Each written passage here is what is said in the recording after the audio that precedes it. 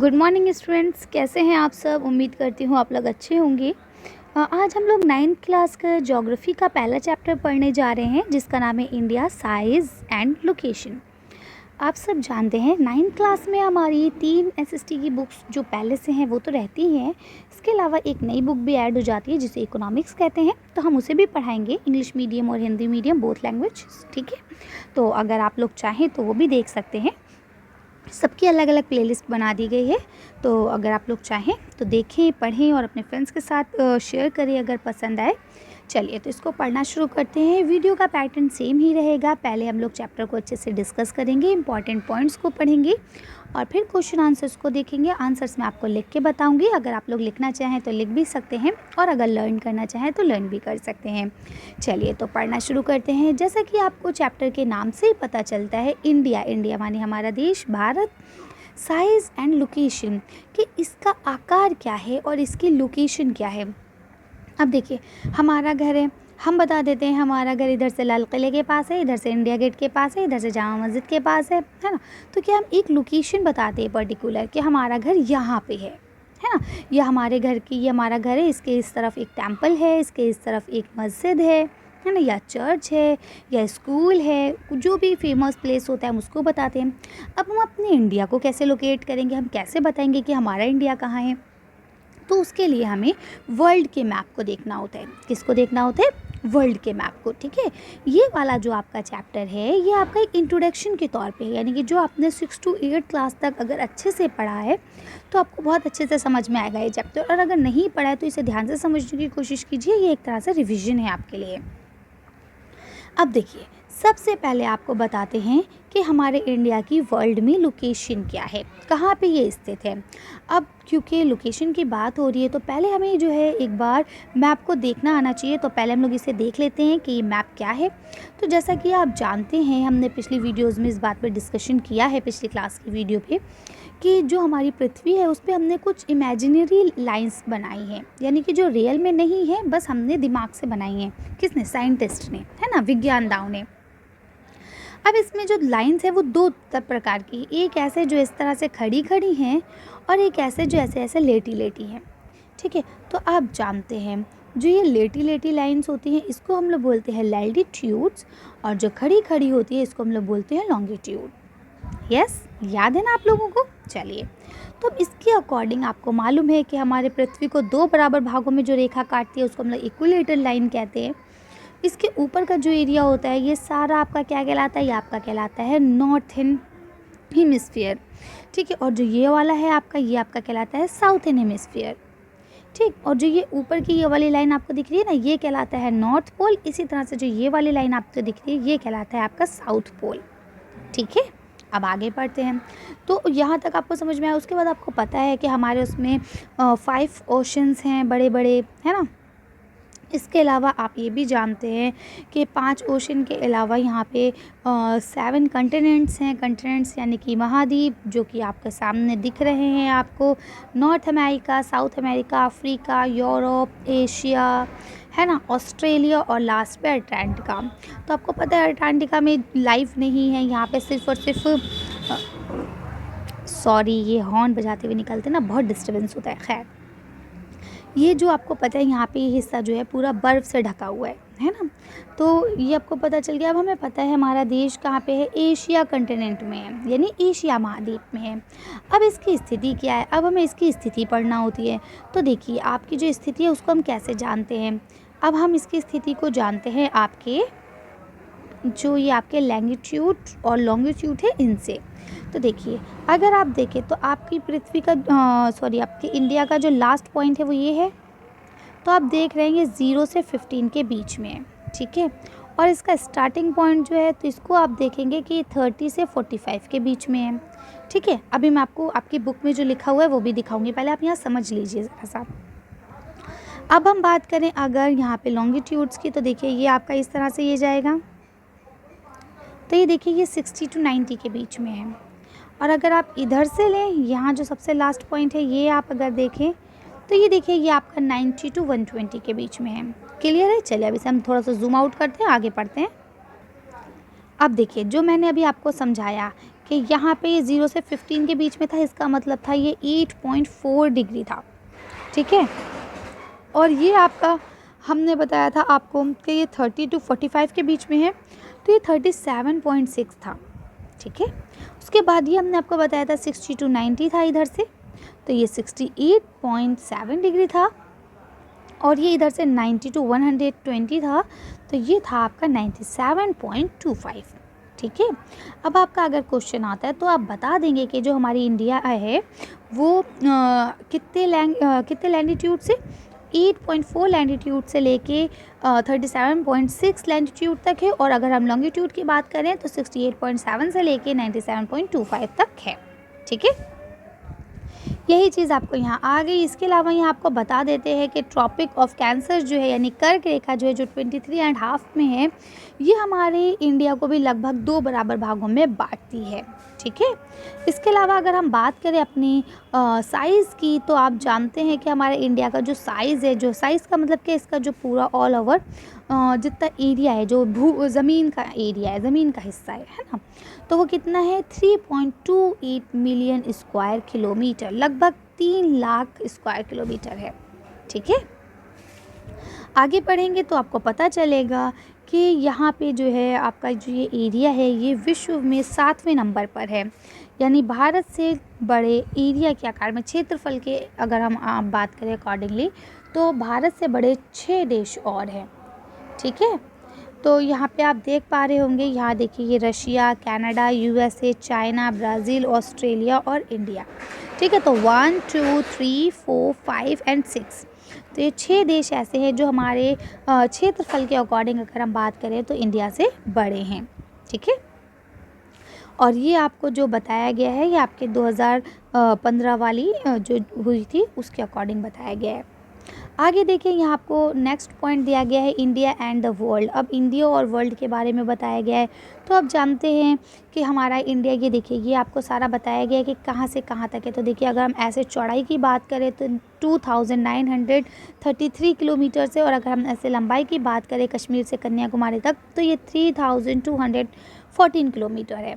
ठीक है, अब इसमें ये जो आपका चैप्टर है इसमें बहुत ज़्यादा मुश्किल क्वेश्चन नहीं आते हैं, इसमें आपके मेनली 3-4 क्वेश्चन पूछे जाते हैं जो बहुत ज़्यादा इंपॉर्टेंट है, जो कि मैं अभी आपको बता दूंगी। देखिए ये आपका जो है ना, ये इंडिया का ट्रेड सिस्टम है, यानी कि इंडिया कैसे व्यापार करता है अपने ओशंस के ज़रिए, समंदर के ज़रिए, इंडियन ओशन के ज़रिए।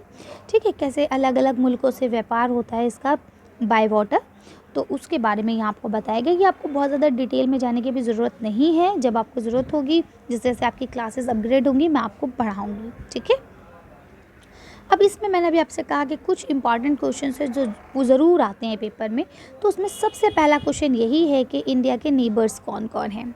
ठीक है, यानी नीबर्स कंट्रीज़ क्या क्या है इंडिया की, तो आपको पता है इंडिया की 8 नीबर कंट्रीज़ है। ठीक है, अभी वो कैसे याद करना है मैं आपको समझाऊँगी। फ़िलहाल इसका जो दूसरा क्वेश्चन है वो ये आता है कि इंडिया में कितने स्टेट्स हैं और कितने आपके यूनियन टेरिटरीज़ हैं।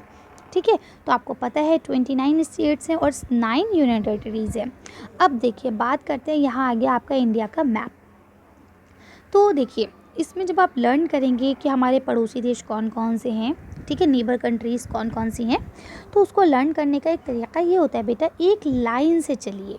ठीक है, बच्चे क्या करते हैं, एक यहाँ का बोला, एक यहाँ का बताया, एक ये बताया, एक ये बताया, एक नीचे ले लिया, एक ये ले लिया, तो इसमें कंफ्यूज हो जाते हैं। ठीक है, आपको क्या करना है, हमेशा कुछ भी है ऊपर से शुरू करना है, यानी उत्तर से, नॉर्थ से शुरू करना है।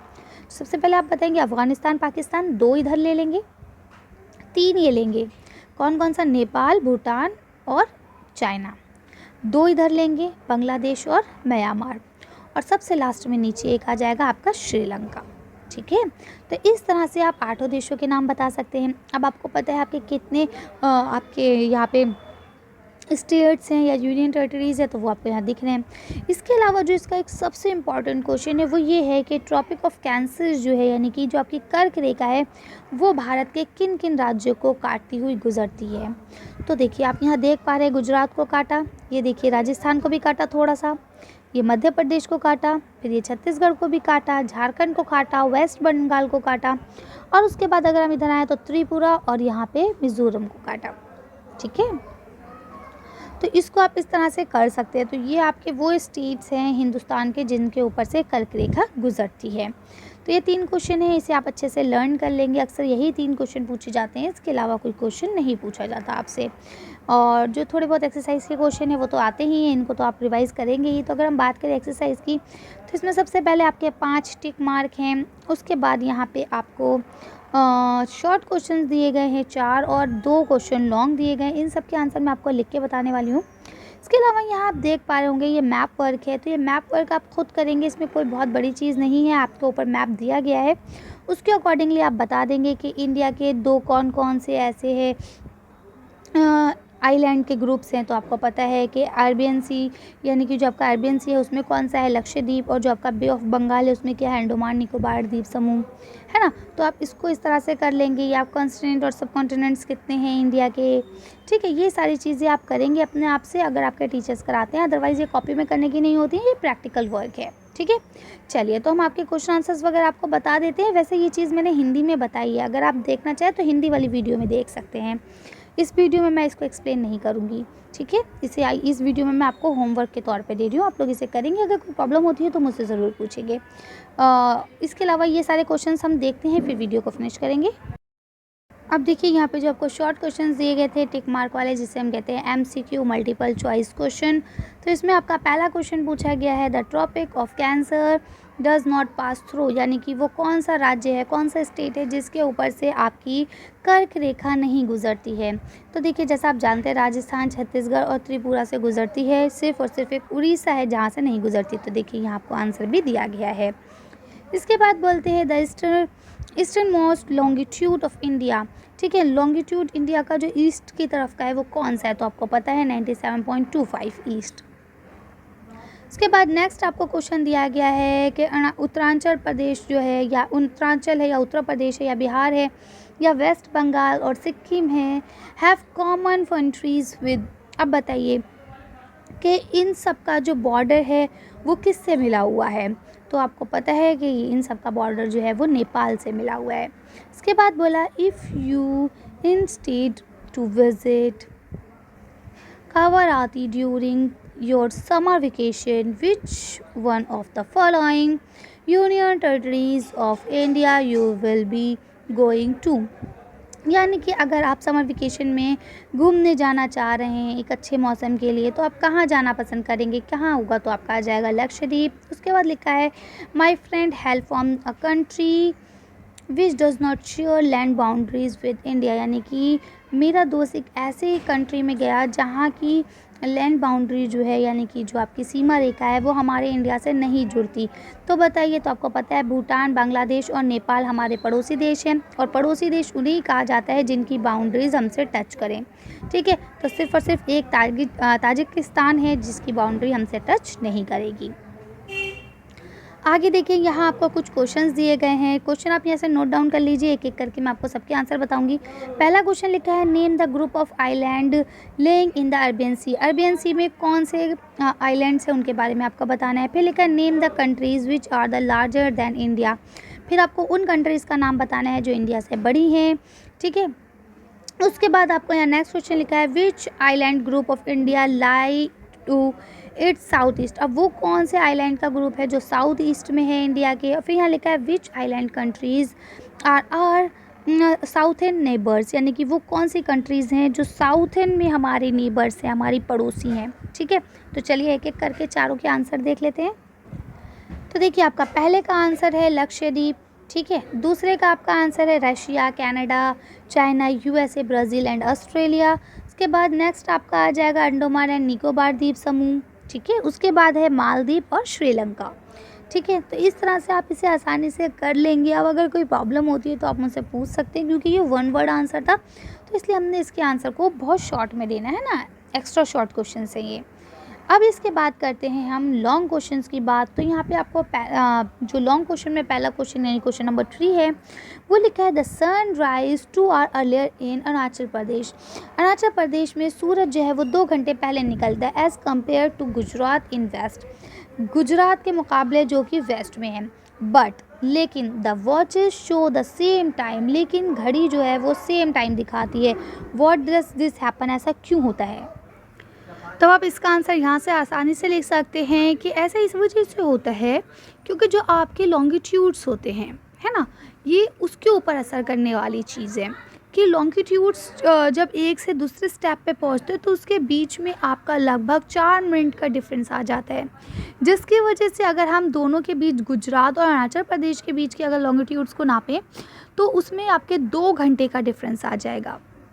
ठीक है, और जब इन दोनों के बीच में 2 घंटे का डिफरेंस आएगा तो इसका मतलब क्या होगा कि सूरज का जो उगना है वो 2 घंटे आगे पीछे हो जाएगा। ठीक है, लेकिन घड़ी में टाइम जो है, क्योंकि वो आपकी जो ग्रीनविच है उसके अकॉर्डिंग चलता है, इसलिए टाइम जो है वो सिमिलर रहता है।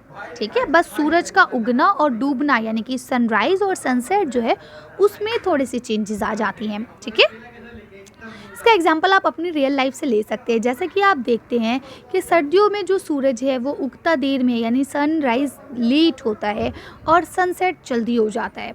वहीं आप अगर गर्मियों की बात करें तो आपको मालूम है कि सनराइज़ बहुत जल्दी होता है और सनसेट जो है उसे होने में काफ़ी टाइम लगता है ना। तो इसका क्या रीज़न है? इसका रीज़न यही है कि जो आपके लॉन्गिट्यूड्स हैं वो किस तरह से काम कर रहे हैं उस वक्त, है ना। सूरज की गति जो है या आपका जो पृथ्वी का डायरेक्शन है यानी अर्थ का जो डायरेक्शन है वो सूरज की तरफ कैसा है। ठीक है, तो ये सारी चीज़ें हमने पिछली क्लासेस में पढ़ी हैं। अगर आप लोग पढ़ के आए हैं तो आप समझ पा रहे होंगे, अगर नहीं पढ़ा है आपने तो एक बार फिर से आप लोग 6-7 क्लास की वीडियोज़ को देखें और समझने की कोशिश करें, क्योंकि बेटा अगर आप लोगों की बेस कमज़ोर होगी ना तो आप लोग नहीं कर पाएंगे, आगे मुश्किल पॉइंट्स आते हैं। क्योंकि देखिए जो बचपन में 6, 7, 8 क्लास में जो चीज़ें आपको बेसिक समझाई गई हैं 9, 10th में आपको उसी चीज़ को थोड़ा सा एक्सप्लेन किया जाता है, थोड़ा और ज़्यादा डिटेल में बताया जाता है और फिर 11, 12 में वो बाकायदा पूरे एक चैप्टर के रूप में आ जाते हैं। ठीक है ना, अभी आप ज्योग्राफी की एक बुक पढ़ रहे हैं लेकिन अगर आप 11, 12 में जाएंगे तो वहाँ आपकी ज्योग्राफी की ही खाली 2-3 बुक्स हो जाती हैं। अब यहाँ आपका नेक्स्ट क्वेश्चन आपको दिया गया है, the central location of India at the head of the Indian ocean is considered of the great significance why. अब आपको बताना है कि हमारा जो इंडिया है वो इंडियन ओशन से बहुत करीब है, जैसा कि आप जानते हैं, तो इससे हमें क्या फ़ायदा है। ठीक है, तो हमने आपको बताया था कि इसके वजह से हमें जो व्यापार है, जो हम इधर से उधर कुछ बेचना ख़रीदना करते हैं, है ना, इसमें बहुत ज़्यादा हेल्प होती है। क्योंकि आपको मालूम है अगर हम कोई चीज़ ख़रीद या फ़रोख्त बाय एयर करते हैं यानी कि हवाई जहाज़ के थ्रू करते हैं तो वो बहुत ज़्यादा कॉस्टली साबित होता है, बहुत ज़्यादा पैसा लगता है उसमें। या अगर हम बाय रोड भी करते हैं तो भी हमें बहुत ज़्यादा उस पर ख़र्चा करना पड़ जाता है, बहुत लागत लग जाती है और मुनाफा नहीं होता, यानी प्रॉफिट नहीं हो पाता है हमें। ठीक है, प्रॉफिट रेट जो है वो बहुत कम रह पाता है।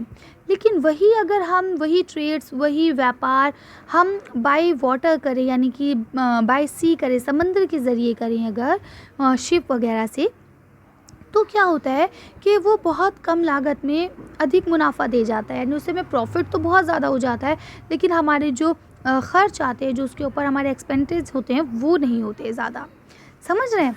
तो इस वजह से जर्नली जो बड़े बड़े व्यापार होते हैं वो आपके समुद्र के रास्ते से ही किए जाते हैं। अब हिंद महासागर जो आपका बता रहे हैं, इंडियन ओशंस जिसकी बात हम कर रहे हैं, वो विश्व के बड़े बड़े व्यापारी देशों से हमें जोड़ता है। ठीक है, इसीलिए हमें इससे कहीं ना कहीं बहुत ज़्यादा फ़ायदा होता है। जैसा आप जानते हैं कुछ चीज़ें हमारे देश की स्पेशल हैं तो कुछ चीज़ें कहीं और की स्पेशल हैं। ठीक है, तो यही सारी चीज़ें हैं जो हमें फ़ायदा पहुंचाती है। तो इस तरह से ये आपका चैप्टर कंप्लीट होता है। उम्मीद करती हूँ आपको अच्छे से समझ में आ गया होगा।